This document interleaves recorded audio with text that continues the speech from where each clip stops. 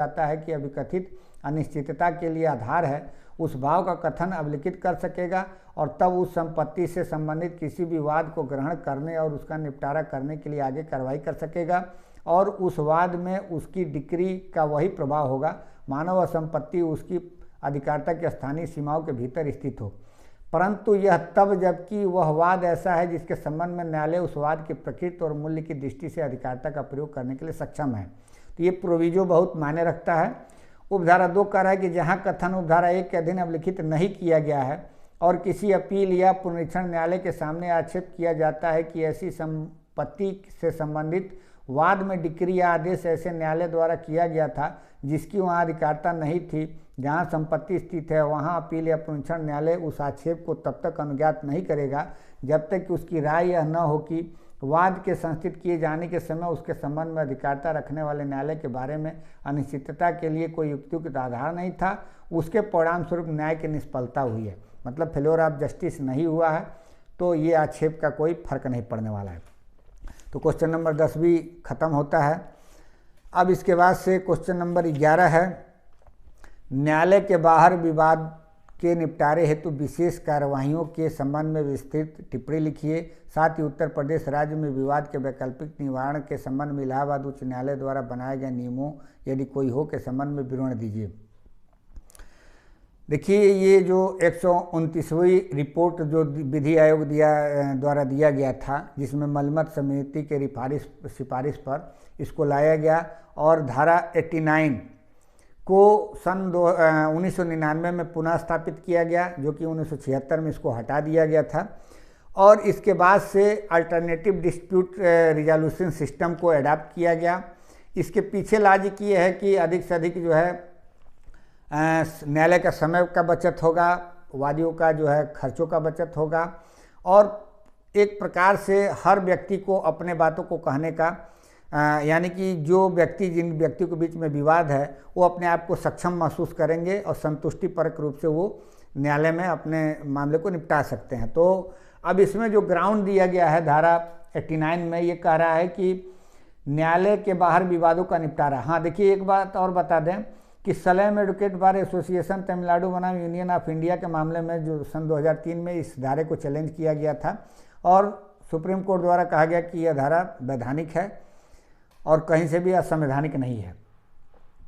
उपधारा 1 कह रहा है कि जहां न्यायालय को यह प्रतीत होता है कि निपटारे के तत्व विद्यमान हैं जो पक्षकारों को स्वीकार्य हों, वहां न्यायालय निपटारे के निबंधनों को विनिर्मित करेगा और उन्हें पक्षकारों को उनके संपरीक्षण के लिए देगा और पक्षकारों का संपरीक्षण प्राप्त करने के बाद न्यायालय संभव निपटारे के निबंधनों को पुनर्विनिर्मित करेगा और उसे मध्यस्थम सुलह न्यायिक निपटारे, जिसमें लोक अदालत के माध्यम से निपटारा शासित या मध्यस्थता के लिए विनिष्ट करेगा। जहां कोई विवाद मध्यस्थम या सुलह के लिए विनिष्ट किया जाता है वहां मध्यस्थम और सुलह अधिनियम 1996 के प्रावधान लागू होंगे। मानो मध्यस्थम या सुलह के लिए कार्रवाई उस अधिनियम के प्रावधानों के निपटारे के लिए निर्दिष्ट की गई है।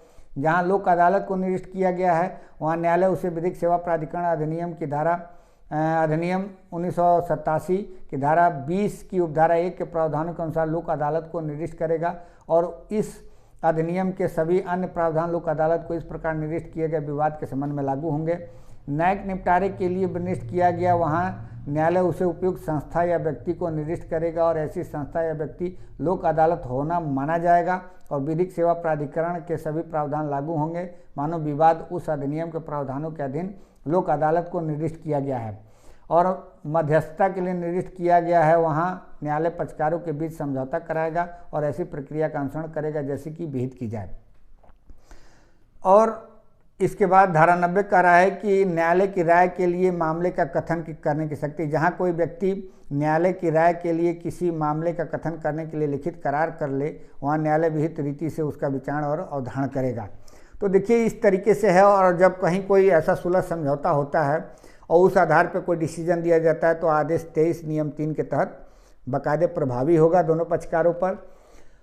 और जो इसमें नियम बनाने की बात कर रहा है तो नियम यही है कि लोक अदालत के माध्यम से मामले को निपटाया जाता है। हर महीने के अंतिम शनिवार को या बीच के किसी दूसरे शनिवार को लोक अदालत उत्तर प्रदेश में लगाए जाते हैं और जिसमें मामले को अंतिम रूप से निपटाया जाता है। और उन्हीं मामलों में जिसमें दंड कारावास के रूप में नहीं है उसको लोक अदालत के माध्यम से और 10 लाख तक के मामले जो है डिस्ट्रिक्ट कोर्ट में निपटाए जाते हैं, उसके ऊपर फिर हाई कोर्ट में निपटाए जाते हैं। क्वेश्चन नंबर 12 कह रहा है कि ए अनुशासनात्मक कार्रवाई के परिणाम स्वरूप उसे बर्खास्त किए जाने के आदेश को चुनौती देते हुए सिविल न्यायाधीश के न्यायालय के समक्ष एक सिविल वाद लाता है। नियोक्ता बी द्वारा इस आधार पर वाद को नामंजूर करने के लिए सिविल प्रक्रिया संहिता 1908 के आदेश 8 नियम 11 को बंद के अनुसार आवेदन करता है। ये देखिए इसमें भी ड्राफ्टिंग करने के लिए क्वेश्चन कर रहा है, इसको भी स्किप कर जाते हैं। वीडियो चूँकि लंबा हो रहा है लेकिन मेरा कोशिश ये है, मैं चाह रहा हूँ कि इसमें इस वीडियो में इस सब पेपर को ख़त्म कर दें। अब देखिए ख़त्म होने की संभावना है तो किया जाएगा, नहीं होगा तो छोड़ दिया जाएगा, भगवान की मर्जी, ख़त्म हो जाएगा। देखिए ये क्वेश्चन नंबर 12 बी है, ये भी ड्राफ्टिंग से संबंधित है, इसको भी स्किप करते हैं। क्वेश्चन नंबर 13 है, ये भी ड्राफ्टिंग से संबंधित है, इसको भी स्किप करते हैं। अब क्वेश्चन नंबर 14 देख लीजिए, सिविल प्रक्रिया संहिता के उपबंधों के संदर्भ सहित वाद का स्थगन और वादों के समेकन संबंधी विधि को स्पष्ट करिए। तो जहाँ तक समेकन से संबंधित है वो आदेश 4 कैपिटल ए जो संशोधन के माध्यम से आया वो है। मैंने किसी मामले को अगर जो एक ही डिस्ट्रिक्ट कोर्ट के अधीन या एक ही न्यायालय में अगर जो एक ही विषय से संबंधित कोई 2 मामले चल रहे हैं तो उन दोनों मामलों को पत्रावली को एक साथ विचारण किया जाएगा, यही आदेश 4 कैपिटल ए में बताया गया है। और वादों का स्थगन से संबंधित जो धारा 10 है रेस सब जुडिस, उसमें बताया गया है और उसमें यही कहा गया है कि पूर्ववर्ती संस्थित तथा पश्चातवर्ती 2 कोई वाद होना चाहिए और पश्चातवर्ती वाद में विवाद विशेषार्था या प्रत्यक्षता वही होना जो पूर्ववर्ती एवं लंबित वाद में अंतर्विष्ट हो। दोनों ही वाद समान पक्षों उनके हित प्रतिनिधियों के बीच में हो। दोनों ही वादों में समान पक्षकार समान हक के अधीन मुकदमे में भाग ले रहे हों। वह न्यायालय जिसमें पूर्ववर्ती वाद संस्थित किया गया हो पश्चातवर्ती वाद में पार्थिव अंतोष दावा कृत अंतोष प्रदान करने का क्षेत्राधिकार रखता हो और पूर्ववर्ती वाद निम्न में से किसी न्यायालय में लंबित हो। उसी न्यायालय में जिसमें पश्चातवर्ती वाद प्रस्तुत किया हो भारत के भीतर स्थित किसी अन्य न्यायालय में या भारत से बाहर स्थित किंतु केंद्रीय सरकार द्वारा स्थापित व संचालित न्यायालय में या सर्वोच्च न्यायालय में है तो मामले को रोक दिया जाएगा विचारण करने से, और इसी को वाद का स्थगन कहते हैं। तो धारा 10 पढ़ लीजिएगा रेस सब जुडिस। अब क्वेश्चन नंबर 15 है, आखिरी क्वेश्चन है और बहुत खुशी की बात है कि एक ही वीडियो में ये ख़त्म हो गया। क्वेश्चन बहुत लंबा है और रिपीटेड क्वेश्चन है। ये देखिए कह रहा है कि ए द्वारा संविदा के निर्दिष्ट पालन हेतु दायर वाद में बी के विरुद्ध एक पक्षी डिक्री पारित की गई। एक पक्षी डिक्री की सूचना प्राप्त करने पर बी ने एक पक्षी डिक्री को अपास्त करने के लिए एक आवेदन किया। उसके बाद सिविल प्रक्रिया संहिता के आदेश 9 नियम 13 के अंतर्गत विलम्ब के लिए माफ़ी हेतु आवेदन के साथ एक पक्षी डिक्री के विरुद्ध अपील दायर करते हुए एक पक्षी डिक्री को इस दावे से चुनौती भी देता है कि विक्रय करार के कथित निष्पादन के समय वह अवयस्क था और चूंकि वह विक्रय करार शून्य है इसलिए भी संविदा के निर्दिष्ट पालन हेतु डिक्री भी शून्य है। अपील दाखिल करने के कारण दिनांक 1/2/1997 से प्रभावी 1976 के अधिनियम संख्या 104 द्वारा अंतःस्थापित स्पष्टीकरण को ध्यान में रखते हुए विचारण न्यायालय द्वारा सिविल प्रक्रिया संहिता के आदेश 9 नियम 13 के अंतर्गत आवेदन निरस्त कर दिया गया। इसके बाद बी द्वारा दाखिल अपील समय द्वारा वर्जित होने के कारण निरस्त कर दी गई। क्या विचारण न्यायालय अपील दाखिल करने के आधार पर सिविल प्रक्रिया संहिता के आदेश 9 नियम 13 के अंतर्गत आवेदन को निरस्त करने में न्यायोचित था? कारण सहित उत्तर दीजिए।